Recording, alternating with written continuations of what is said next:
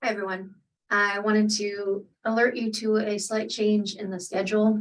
So for week 3, I originally had you reading Sunny's Blues by James Baldwin, but because of access issues with the copyright, I needed to change that since we went from a big, thick Norton anthology to a free online text. So rather than read Baldwin's piece, you are being asked to read Shirley Jackson's The Lottery. I think I read The Lottery for the first time when I was in college as well, and found it pretty shocking and upsetting. And I wanted to just walk through a few things to be on the lookout for. So Jackson is an American author. She was born in 1916 and she died in 1965. And she was from the California region. She wrote for various magazines throughout her life and also published some collections of stories. And The Lottery being probably the one that she's most known for. The Lottery was published in 1948, and so it came out only a few years after the end of the World War II. World War II occurred from 1939 to 1945, and so consider, where she would have been in her adulthood, what she would have been witnessing, reading about, and hearing from people around her during the time in which she wrote and then published that piece. Some things to be thinking about as you delve into it.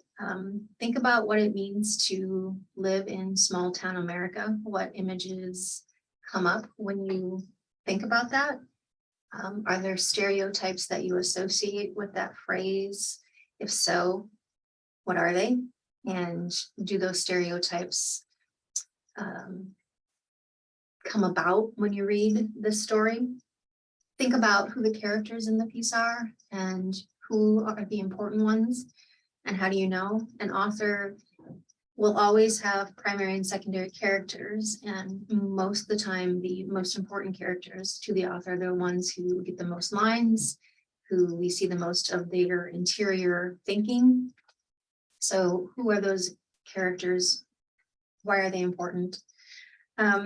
Think about issues around conformity and suspicion and groupthink. Again, 1948 was right after the end of World War II, and we are still continuing in 2023 to hear of the horrors that revealed themselves during World War II. And I happen to like reading historical fiction about that time period, and I'm always sadly shocked by the things that were done to people during that time. And also the idea that these things were happening in people's backyards and people were turning away, either because they quietly agreed or out of fear for retribution, out of fear for putting their own families in dangers. But asking ourselves the question of what does it take to stand up and stop something that is truly horrific, when the rest of the group thinks it's okay.